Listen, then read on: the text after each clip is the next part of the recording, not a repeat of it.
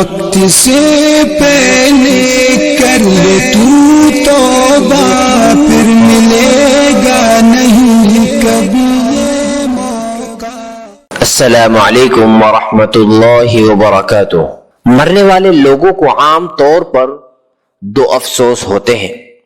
پہلا پچھتاوا یہ ہوتا ہے کہ میں ابھی تک ٹھیک سے زندگی نہیں گزار سکا۔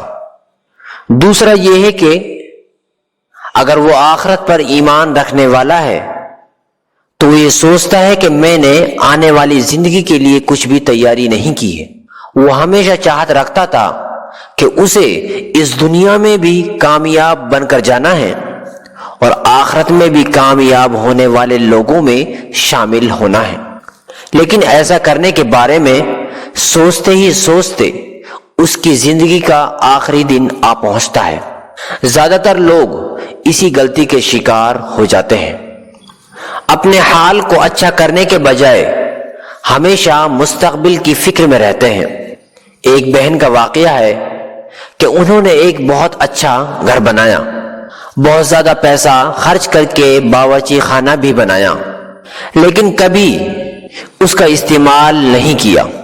باہر ایک جھونپڑی بنائی، اس میں کھانا بناتی اور اسی میں کھانا کھا لیتی۔ بارش ہو یا دھوپ اس کی صحت پر کوئی اثر نہیں پڑتا۔ اسی حالت میں وہ اس دنیا سے چل بسی۔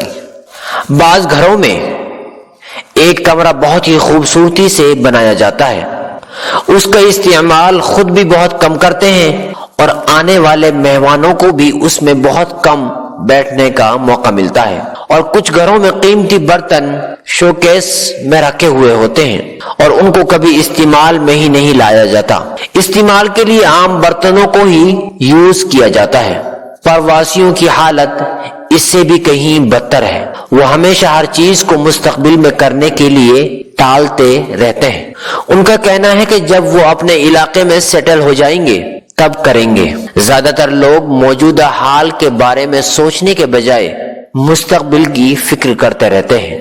وہ اپنی خوشی اور اچھائیوں کو کل پر ٹال دیتے ہیں۔ ہمیں چھوٹی چھوٹی چیزوں سے لذت اور خوشی لینے کا ہنر سیکھنا چاہیے۔ جب ہمیں تکلیف پہنچے تو یہ سوچنا ہے کہ یہ دوسروں کی تکلیف سے بہت کم ہے۔ ہمیں آج ہی سے دوسروں کی غلطیوں کو درگزر کرنا، تعلقات کو بہتر بنانا اور دوسروں کو حوصلہ دینے والی عادات کو اپنانا ہے۔ عام طور پر یہ عادت اس وقت اپنائی جاتی ہے جب لوگ حج و عمرہ کے لیے تیاری کر رہے ہوتے ہیں۔ یہی غلطی ہم آخرت کی تیاری میں کر جاتے ہیں۔ ہم نیک اعمال کرنا چاہتے ہیں لیکن اس کو کل پر ٹال دیتے ہیں، جو کل کبھی ہماری زندگی میں نہیں آتی ہے۔ اسی درمیان آخرت کا بلاوا بھی آ پہنچتا ہے اور ہمیں خالی ہاتھ اس دنیا سے جانا پڑتا ہے۔ ہمیشہ سونے سے پہلے یہ سوچیے کہ کیا میں نے آج اچھی زندگی گزاری ہے؟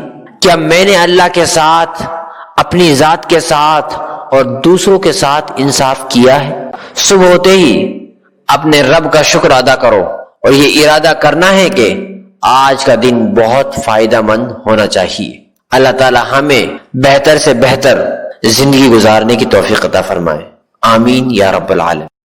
ربنا آتنا في الدنيا حسنة وفي الآخرة حسنة وقنا عذاب النار۔